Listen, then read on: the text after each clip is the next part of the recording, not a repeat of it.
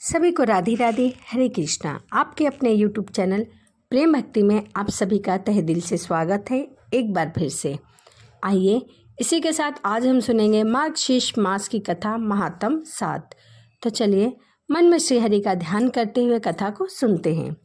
भगवान विष्णु का द्वाद अक्षर मंत्र है ओम नमो भगवत वासुदेवाय नमः। शास्त्रों के अनुसार इस मंत्र का जाप करने से संसार की कोई भी उपलब्धि हासिल की जा सकती है और प्रत्येक प्रकार का सुख और मन को शांति और सुकून मिलता है। यह प्रभु का मंत्र अति ही उत्तम माना गया है। साथ ही भगवान विष्णु के मंत्र का जाप करने से जीवन के संकट दूर होते हैं और धन वैभव सुख संपन्नता आरोग्य और लंबी आयु की प्राप्ति होती है। इस मंत्र का इतना महत्व बताया गया है। ओम नमो भगवते वासुदेवाय का अर्थ है ओम, मैं भगवान वासुदेवाय अर्थात भगवान विष्णु को नमन करता हूँ या फिर करती हूँ। द्वाद अक्षर मंत्र ओम नमो भगवत वासुदेवाय भगवान विष्णु के भक्तों के लिए अत्यंत प्रभावशाली और महत्वपूर्ण माना गया है।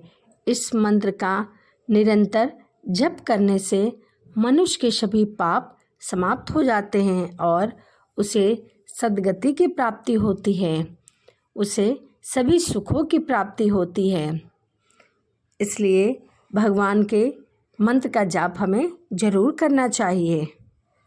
आइए उसके बाद अब हम जानेंगे कि प्रभु नारायण के हाथ में जो शंख है उसकी पूजा किस प्रकार से की जाती है और उसका क्या महत्व है। श्री भगवान आगे बताते हैं कि फिर उससे मुझ भगवान का ध्यान करना चाहिए। उस पर बैठे हैं जिनके 4 हाथ हैं, जिनके महान कमल शंख चक्र और लोह गदा धारण किए हुए हैं। भगवान 1 करोड़ चंद्रमाओं के समान हैं। उनकी आंखें कमल की पंखुड़ियों के समान बड़ी बड़ी है। वे सभी अच्छे लक्षणों और चिन्हों से युक्त हैं।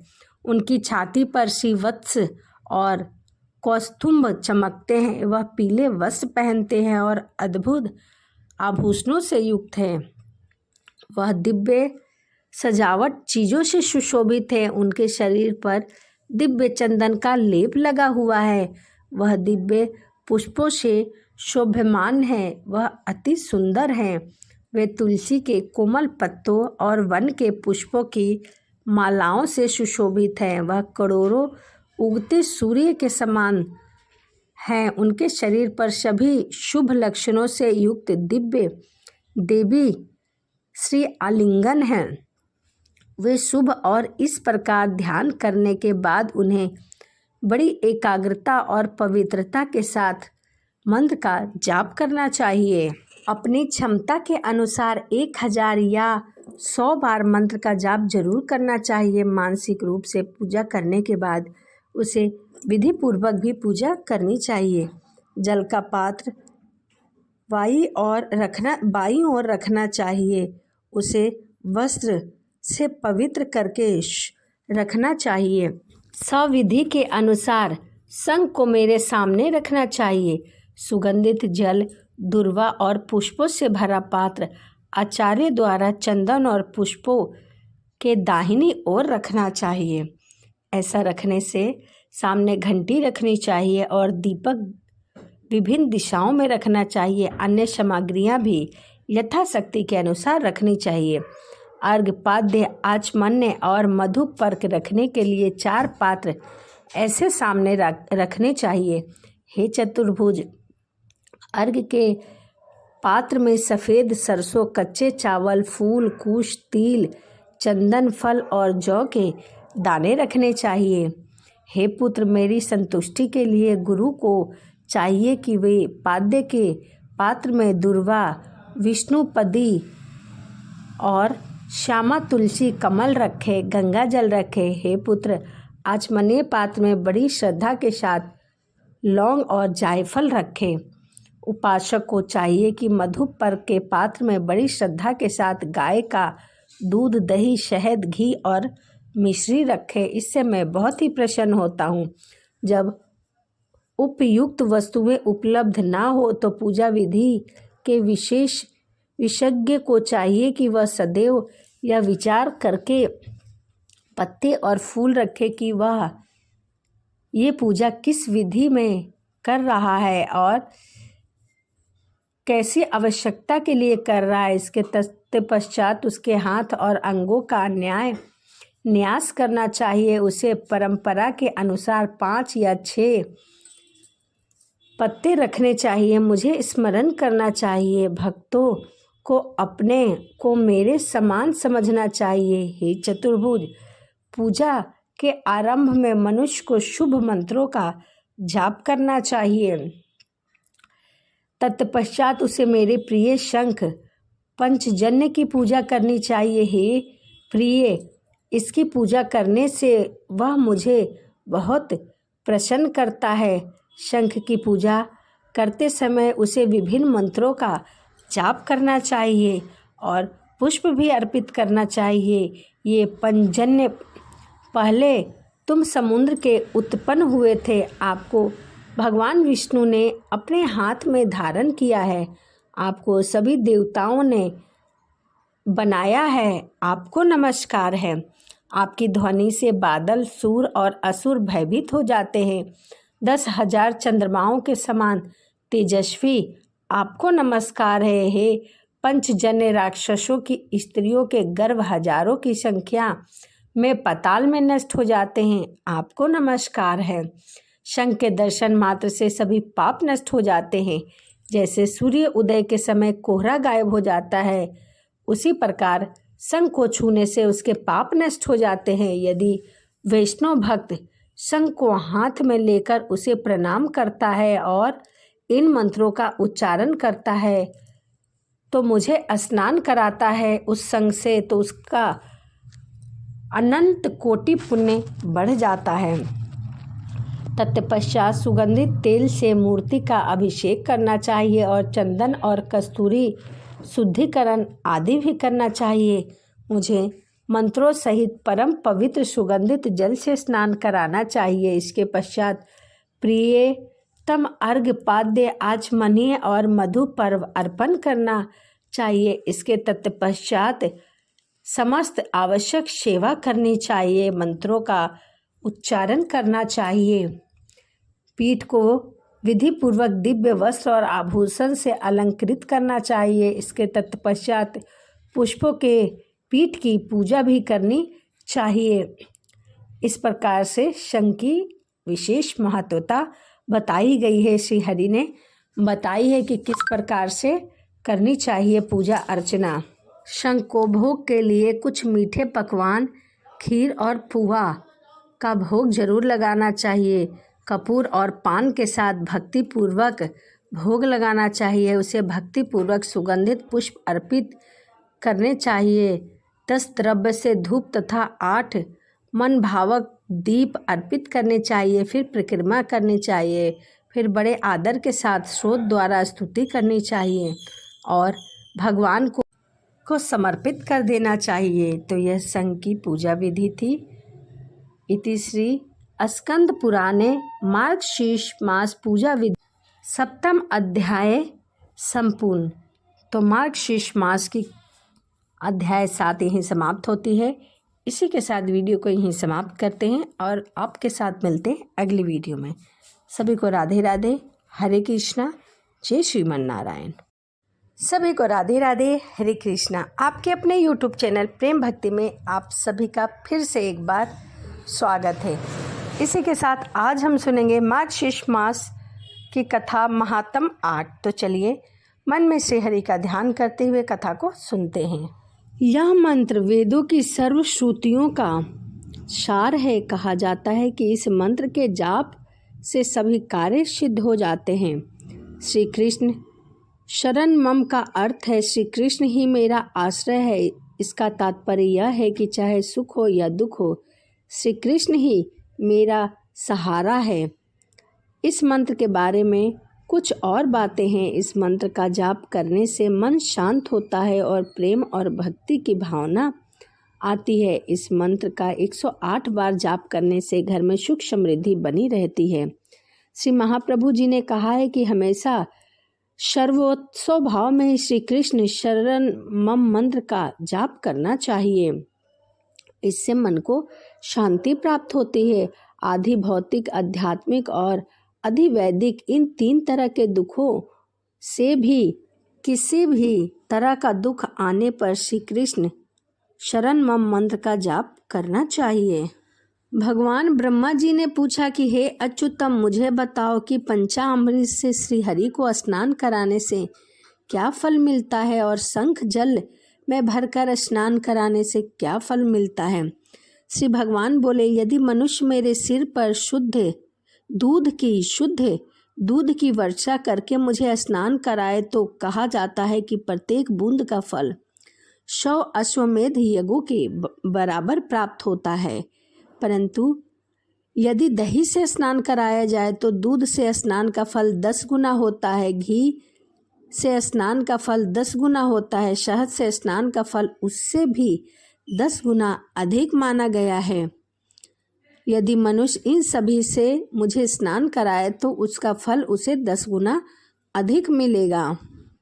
यदि शक्कर से स्नान कराया जाए तो फल और भी अधिक होता है। सुगंधित पुष्पों से मिश्रित जल और मंत्र जाप से स्नान कराया जाए तो यह सबसे श्रेष्ठ और उत्तम माना गया है। हे देवों में व्याघ्र, मुझे 12वें और 15वें दिन गाय के दूध से स्नान कराने से सभी पाप नष्ट हो जाते हैं। जैसे दूध से दही आदि पदार्थ बनते हैं, वैसे ही मुझे शुद्ध दूध से स्नान कराने से शेष सभी कामनाएं पूर्ण हो जाती हैं।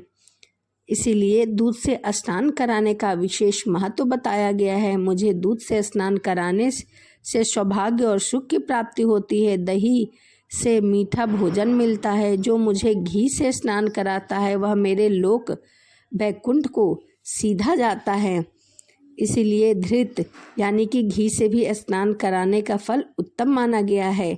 जो मार्गशीर्ष माह में मुझे शहद और शक्कर से स्नान कराता है वह स्वर्ग जाता है और स्वर्ग से वापस आकर इस लोक में राजा बनता है। जो मार्गशीर्ष मास में मुझे दूध से स्नान कराता है वह पृथ्वी पर हाथी घोड़े रथों से भरा हुआ राज्य प्राप्त करता है। स्वर्गलोक में वह चंद्रमा, इंद्र, रुद्र तथा वायुदेव को जीत लेता है। हे पुत्र, मार्गशीर्ष मास में दूध से स्नान कराना उत्तम माना गया है। दूध से स्नान कराने से तेज की प्राप्ति होती है और उम्र भी बढ़ती है। मेरे पुत्र, मुझे दूध से स्नान कराने से सभी दुर्भाग्य उसके नष्ट हो जाते हैं। है सम्मान दाता, जो मार्गशीर्ष में मुझे पंच अमृत से स्नान कराता है वह कभी भी पृथ्वी पर बंधु बांधवों द्वारा विलाप करने योग्य दयनीय स्थिति में नहीं पाता है, वह सुखी जीवन बिताता है। जो मनुष्य एक गाढ़े रंग की गाय का दूध पीकर मुझे स्नान कराता है उससे 100 गाढ़े रंग के गायों के बराबर उसे पुण्य मिलता है। यदि गुरु मार्गशीर्ष मास में शंख में तीर्थ जल लेकर उसकी एक बूंद भी मुझे स्नान कराए तो वह अपने कुल का उद्धार कर देता है और शंख का स्नान अति उत्तम माना गया है। जो मनुष्य शंख में गाढ़े रंग की गाय का दूध लेकर भक्ति पूर्वक मुझे स्नान कराता है उसे सभी तीर्थों के दर्शन और फल की प्राप्ति होती है। जो मनुष्य मार्गशीर्ष मास में शंख में कच्चे चावल कुशा के साथ जल लेकर मुझे स्नान कराता है उसे सभी तीर्थों के दर्शन का फल प्राप्त हो जाता है। जो मार्गशीर्ष में 8 शंखों से जल से भगवान को भक्ति पूर्वक स्नान कराता है वह श्रेष्ठ पुरुष होता है और वह मेरे लोक में पूजनीय होता है। मेरे पुत्र, जो मुझे 16 शंखों से जल से स्नान कराएंगे वह पापों से मुक्त हो जाएंगे। वह बहुत लंबे समय तक स्वर्गलोक में पूजनीय रहेंगे।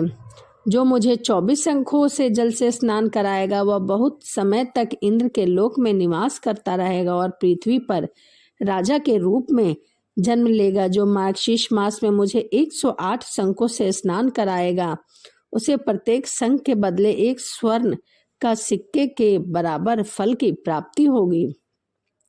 यदि कोई भक्त पुरुष मार्गशीर्ष में शंख बजाकर मुझे स्नान कराए तो उसके पितृ स्वर्गलोक चले जाएंगे। जो मुझे 1008 शंखों से भरे जल से स्नान कराए वह सेवक मेरा बनेगा। जब तक सभी जीव नष्ट नहीं हो जाते तब तक वह मोक्ष प्राप्त करेगा। हे सूरश्रेष्ठ, जो मुझे प्रतिदिन शंख से स्नान कराएगा उसे गंगा स्नान का फल प्राप्त होगा और वह देवताओं के समान सदैव प्रसन्न रहेगा। हे पुत्र, जो शंख में जल लेकर नारायण को नमस्कार करके मुझे स्नान कराएगा वह सभी पापों से मुक्त हो जाएगा। जो मेरे पैरों को धोने वाले जल को शंख में भरकर तिल के बीजों के साथ मिलाकर सज्जन वैष्णवों को पिलाएगा उसे चंद्रयान का फल मिलेगा। चाहे जल नदी से लिया जाए या तालाब से लिया जाए, कुएं से लिया जाए, कहीं से भी लिया जाए, परंतु शंख में थोड़ा सा गंगा जल डाल के स्नान कराया जाए तो वैष्णव मेरे पांडुल जिस जल में भगवान विष्णु के चरण धोए जाते हैं वो शंख में रखकर सदैव अपने सिर पर धारण करे, वह मुनि होता है तथा तप करने वालों में भी श्रेष्ठ माना गया है। हे पुत्र, मेरी आज्ञा से तीनों लोकों के सभी तीर्थ शंख में निवास करते हैं, इसीलिए शंख को सर्वश्रेष्ठ कहा गया है। जो वैष्णव मार्गशीर्ष मास में जल से भरा शंख हाथ में लेकर इन मंत्रों का उच्चारण करते हैं, मुझे स्नान कराते हैं, वह मुझे बहुत प्रिय लगते हैं। शंख के प्रथम भाग में चंद्रमा देवता होते हैं, उदर में वरुण देवता होते हैं, पृष्ठ भाग में प्रजापति, अर्घ भाग में गंगा और सरस्वती होते हैं। उनके नाम का उच्चारण करना चाहिए और मुझे स्नान कराना चाहिए। सुर उसके गुणों का गिनने में असमर्थ नहीं है। हे देवों के देव, मेरे सामने शंख की पूजा पुष्प, जल और कच्चे चावल के दानों से की जाती है। इसकी महिमा असीम और सर्वत्र है। शंख में पूर्ण रूप से धृत भरकर मेरी पूजा करनी चाहिए, इससे मेरी प्रसन्नता 100 वर्ष तक बनी रहती है। यदि कोई शंख में जल लेकर पुष्प, जल तथा कच्चे चावल लेकर मुझे अर्घ दे तो उसका पुण्य कभी नष्ट नहीं होता। यदि कोई व्यक्ति स्वयं शंख लेकर परिक्रमा करे तो वह 7 महाद्वीपों वाली पृथ्वी की परिक्रमा करने के समान पुण्य फल प्राप्त करता है। यदि कोई व्यक्ति मेरे सिर के ऊपर शंख घुमाए तथा शंख में जल से मंदिर को सींचे तो उसे भी पुण्य फल की प्राप्ति मिलती है। यदि शंख में पादोकन जल से पैर धोए जाते हैं तो लेकर सिर से लगाए तो उसे कभी भी कोई थकान और चिंता नहीं होती और न ही वह नरक का उसे भय होता है, वह सीधा बैकुंठ जाता है। सिर पर शंख चक्र को देखकर दृष्ट आत्माएं, राक्षस, कुष्मांड, भूत, सर्प और दानव 10 दिशाओं की ओर भागने लगते हैं। जो मनुष्य भक्ति पूर्वक मुझे वाद्यों की ध्वनि और मंगलमय गीतों के साथ स्नान कराता है वह जीते जी मुक्त हो जाता है।